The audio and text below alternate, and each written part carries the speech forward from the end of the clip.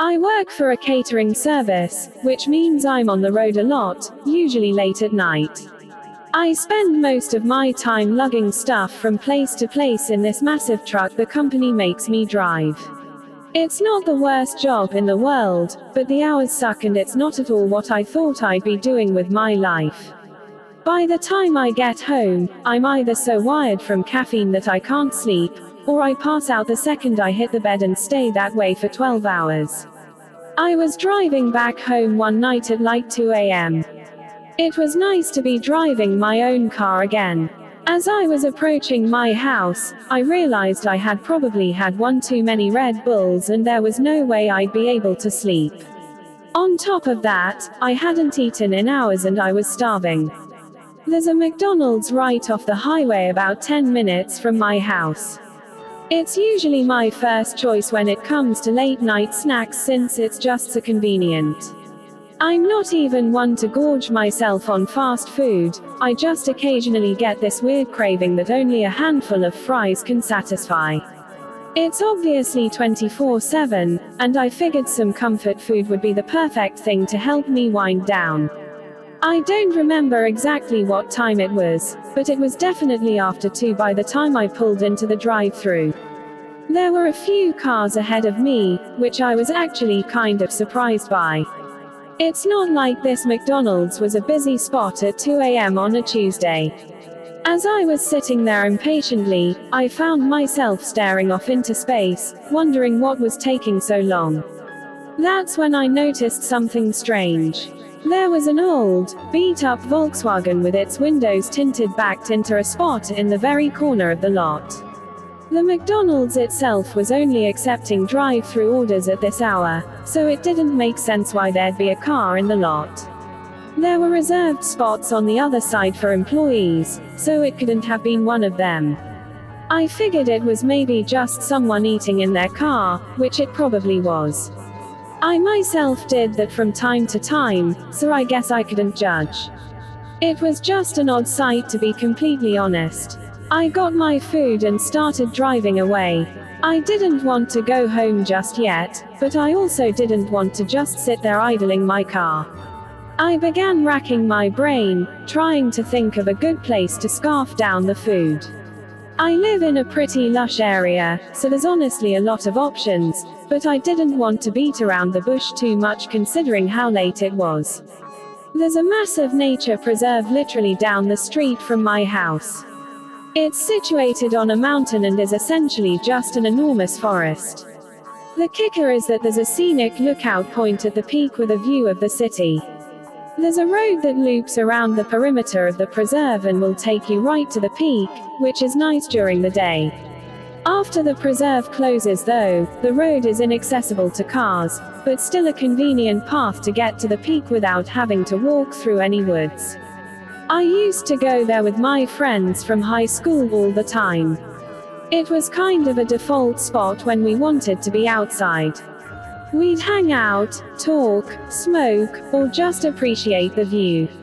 I actually hadn't been there in a while because I was just so busy working all the time, so I figured going there would deliver a much-needed nostalgia rush. When I got to the preserved parking area, it was completely empty. I say parking area because it wasn't a traditional parking lot with spaces for cars, but rather a big patch of gravel that veered off from one of the roads that ran past the preserve's border. Like I said, the actual preserve was closed, meaning I'd have to walk all the way up to the lookout spot from outside. Before I could even turn off the engine, I saw headlights pulling into the lot. That was unsettling enough on its own. Who else would be here at 2 a.m.? And then I realized what I was looking at. It was that same Volkswagen from the McDonald's parking lot. I was 100% certain of it. I parked a little ways away, and the engine cut off. I felt the unease start to pour in. What were the odds of that happening naturally? Had they followed me? My window was partially rolled down, and as far as I could tell, there was no music coming from that car, or at least none that I could hear. After nothing happened for a good minute or so, my fear started to fade. They were probably doing the same thing I was, out for some fresh air or a smoke. It's a pretty popular spot for that kind of thing, but I was just so weirded out considering how late it was. I couldn't shake the feeling that something was off, even though I concluded that it was just one of those unexplainable coincidences. I sat there for a minute, debating if I should just go home. I didn't want to leave, but I didn't want to be alone either. I picked up my phone and FaceTimed one of my close friends who lived a few minutes away. I told myself that if he didn't pick up, I'd just eat my food in the car and drive home. He was actually awake though, which I was a little surprised by. He said he had been up writing a paper. I convinced him to swing by and hang out for a bit. He was down. He said he'd be there in 10. While I waited, I kept my eyes on the Volkswagen. It still hadn't moved. I tried to shake it off, telling myself I was being paranoid. When Sebastian finally pulled into the lot, I felt a lot better. We both got out of our cars and began walking up the path. Before the parking lot fully receded from view, I shot a glance backwards. The Volkswagen was still there, but I saw all 4 doors open at once. 4 guys stepped out. They just stood there for a few seconds, looking at each other. They weren't even talking, just looking around at each other. It was freaky. I nudged Sebastian, who realized what I was looking at. Before they could see us, we continued walking up the path so that the lot was obstructed from view. Alarm bells were going off in my head, but Sebastian didn't seem that concerned. He told me they were probably just going out to smoke. We kept walking, and by the time we got to the top, the city view was enough to take my mind off things. We always sat on this little rock wall that was supposed to keep people from wandering off the edge of the mountain.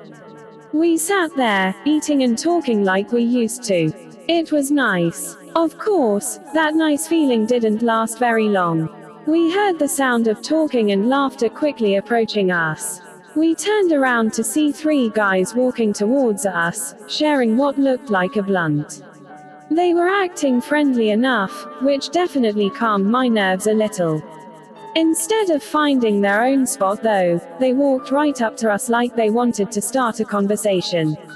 The guy in the blunt was covered in tattoos and had a nose ring. He honestly looked pretty intimidating. He flashed half a smile before asking us if we wanted to smoke.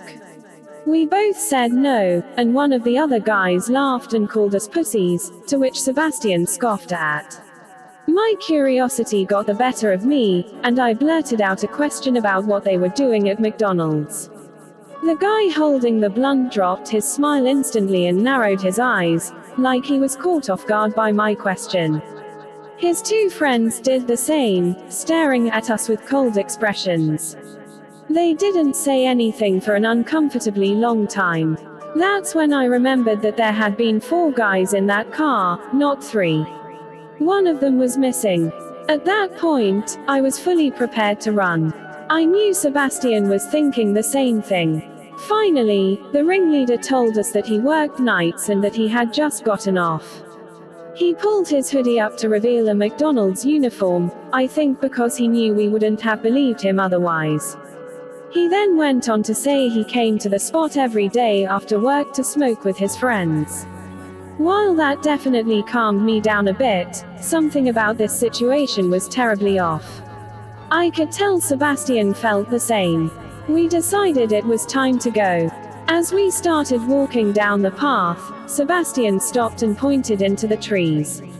I followed his gaze and saw the 4th guy, half hidden in the darkness. He was holding something, but I couldn't make out what it was. I felt my heart start racing. The moment he saw us looking, he started moving. That's when we ran. We bolted down the path, glancing back to see him chasing us with the 3 other guys close behind. My heart was pounding so hard I thought it would burst. I could hear their footsteps getting closer, but I didn't look back again. We finally made it to the parking lot, jumped into our cars, and floored it out of there. As I was speeding away, I could see those guys rushing to get in their car. I didn't feel comfortable driving home out of fear that I'd be leading them right to my house. I called Sebastian and told him we should meet back up on his street.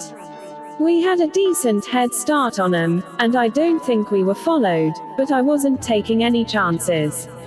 When Sebastian and I met back up, we were still in shock about what the hell just happened. I don't know if they were trying to rob us or worse. I didn't know what to think. Sebastian showed me his phone and said he had snuck a picture of them while they weren't looking. He sent it to me, but I wasn't sure what to even do with it. I had off the next day, so I convinced Sebastian to come with me back to the McDonald's so we could at least report the employee. The next day, we approached a guy on the younger side in hopes that he'd listen to us. We showed him the picture and told him what happened, and his eyes widened. He told us something literally out of a horror movie. Apparently, that guy's girlfriend had also worked at that same McDonald's and had dumped him a few months ago. He didn't take it well and would harass her while she was working and stalk her after her shifts. He obviously got fired, but that didn't help. The police were involved shortly after, and there was a restraining order put in place. Apparently, he had been violating that restraining order because he was camping out in the parking lot. Sebastian and I were horrified. I have no idea why he'd decide to follow me, but it was clear that he was unhinged. I'm praying that the police catch him camping out in the parking lot, because then he'll actually be screwed. I just hope he doesn't recognize my car anywhere. It's only been a week, but I haven't been back to that McDonald's or the preserve since. Hopefully the police are able to do something, but that's out of my control. I've always enjoyed late night walks. There's something about the stillness that makes everything feel simpler. I'm a welder by trade, been doing it for over 40 years now. I live alone on a big farm, just me and my dog Bosley. The house is too large for one person, but I never had the heart to downsize after my wife Maria passed away. My kids moved out years ago, and ever since cancer took her, it's just been me and Bosley. One night, after a long day in the shop, I decided to go for a walk. My property is pretty big, so just a single loop is usually enough to satisfy my craving. The air was cool, and Bosley trotted along beside me. Sometimes I think he likes me more than I like him. I've walked that loop hundreds of times, but as I was heading back toward the house, something caught my eye. I glanced up at the second-story window, the one that looks out from the bedroom Maria and I used to share. For a split second, I thought I saw something move. I stopped dead in my tracks, staring up at that window. There was no reason anyone should be in there. I hadn't been in that room in years, couldn't bring myself to. I felt my blood start to boil at the thought of some stranger breaking into my house. I wasn't gonna stand for that. I rushed inside, my heart racing, and ran upstairs. The room was empty, just like I'd left it. No sign of anything out of place. I looked everywhere imaginable, but found nothing. Yes, I was pretty freaked out, but I was more angry than anything. I didn't take this kind of thing lightly. I figured I had just seen something that wasn't there. I stood there for a while, feeling foolish, but I couldn't shake the feeling that something had been there. The next night, I woke up to Bosley growling. He's a good dog, never barks unless there's something to bark at. I sat up in my bed, listening. That's when I heard creaking coming from upstairs.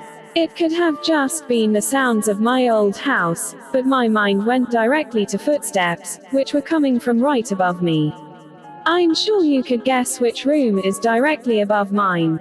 I debated grabbing my hunting rifle from downstairs, but didn't want to go that far. If it came down to it, I was fully confident that I could take whatever was up there hand to hand. I grabbed my flashlight and went to check. Again, nothing. The room was exactly the same, untouched. My anger was definitely starting to turn into anxiety at this point. Something didn't feel right in the house. The following night, I came downstairs to find the kitchen lights on.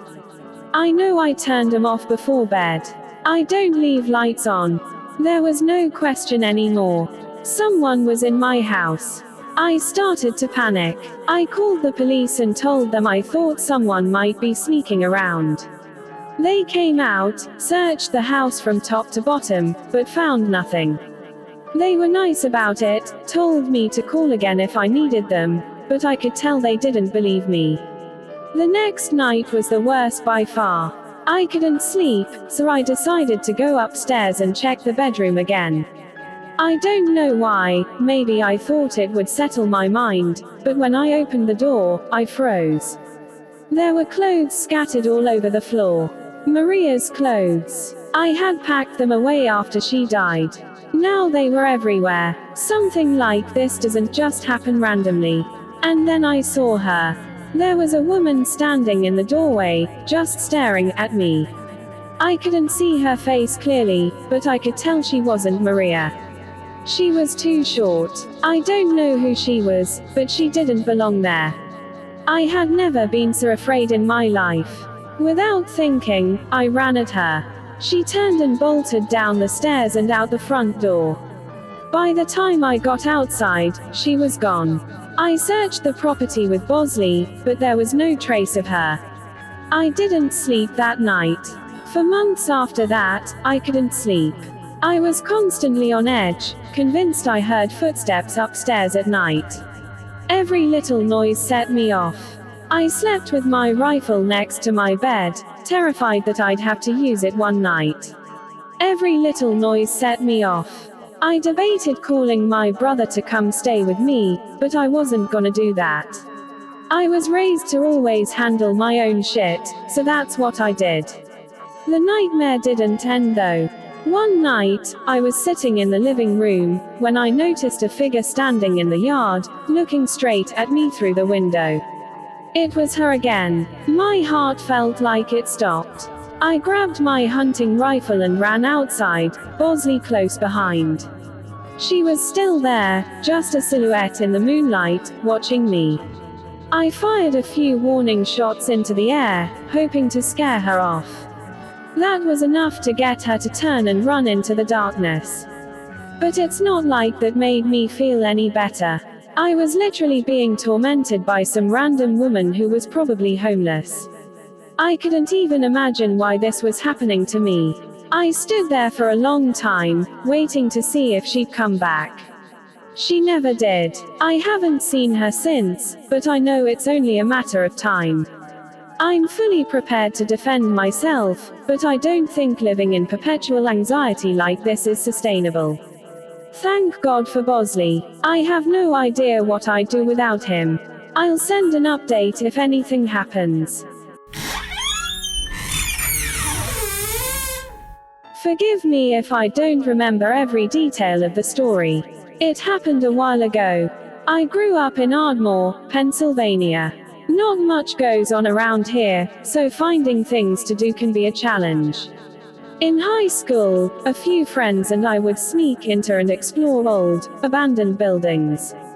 That's the sort of thing we did at that age. I didn't realize how popular that kind of stuff is until many years later. Apparently, lots of people like to explore abandoned buildings. Anyway, there was this abandoned church that we'd been to a couple of times before. It was in Narberth. I actually remember the exact address, 198 Elmwood Avenue. The place was creepy, but it was kind of our go-to spot for late-night thrills. One fall evening, a few of us decided to hit the church and drink a little inside. It was a chilly night, and the air had that crisp bite to it. There were 6 of us, me, Luna, Gina, Johnny, Max, and Ali. The church sat behind an 8-foot chain link fence, which we had to climb to get in. The doors were all boarded up, so we always went through a window on the side. Once you were inside, the first thing you noticed was the floor, or lack of one. The entire first floor was just dirt. It looked like someone had ripped out the floorboards years ago, leaving only a hole in the center where a set of concrete stairs led down to the basement. That's where we always ended up, down in the basement. The basement had 3 rooms, but only one had a door. The other 2 just had door frames. The first room we went into was the largest. There wasn't much in it, just some old furniture, broken chairs, a busted couch. I remember having to shush Johnny like 12 times because he was a lightweight, and the tiny bit of alcohol he had was making him really loud and antsy. Being in such a big group was always a plus though, and I felt much safer knowing we had numbers. We messed around for a while, drinking and laughing like we usually did. We might have had a speaker playing music, but I don't fully remember. Out of nowhere, a door slammed. I literally jumped, that's how loud it was. We froze, staring at each other with concerned expressions. At first, I thought one of us had closed the door by accident, but no one was near it. Almost immediately, Luna, Gina, and Johnny made a break for it, sprinting up the stairs, leaving me, Max, and Ali behind. We were the fearless ones, and none of us wanted to leave just yet. My heart was definitely pounding, I fully admit that, but I wasn't going to let the wind freak me out. I could tell Max and Ali were thinking the same thing. I don't know if it was curiosity or stupidity, but we decided to investigate. After standing in silence for a few minutes, the 3 of us crept over to open the door that had slammed shut. Behind it was a small room, and the first thing I saw was a dresser. The mirror on top of it was cracked, and there were red stains smeared across the surface. At first, I thought it was old paint or something, but when I got closer, I realized something terrifying. It wasn't completely dry. The stains still had that sticky sheen to them, like whatever it was hadn't been there for long. I felt the hairs on my neck stand up, and I was having second thoughts about not leaving sooner. Someone, or dare I say something, had recently been in this room. Then I saw the picture. There was an old photo on top of the dresser. A black and white shot of a woman in a wedding dress. She was smiling, but there was something off about it. The whole thing gave me a bad feeling. I backed away, but just as I turned, we heard another noise. This time, it wasn't the door. It was coming from one of the other rooms. It was coming from the room we had just been in. That's when Max and Ali both decided they'd had enough. I wasn't gonna argue with them. We grabbed our stuff and ran out of there as fast as we could. When we climbed back over the fence and hit the pavement, none of us said a word. After jumping the fence, I turned around, and I could swear I saw the silhouette of a person standing in the open window. I still pray that by some minuscule chance my mind was just playing tricks on me, but I'll never know for sure. My friends and I never went back there together for as long as we remain friends. I've actually been back to that church myself, although it wasn't a church anymore. By the time I got around to checking it out again, it was completely demolished. I still have no idea what we saw that night. I'm just glad my friends were there to witness it with me. Had I been alone, I might doubt this whole thing even happens. If anyone wants to do some digging, go ahead. I was never able to find out anything online, but I wouldn't be surprised if that church has a history I don't know about.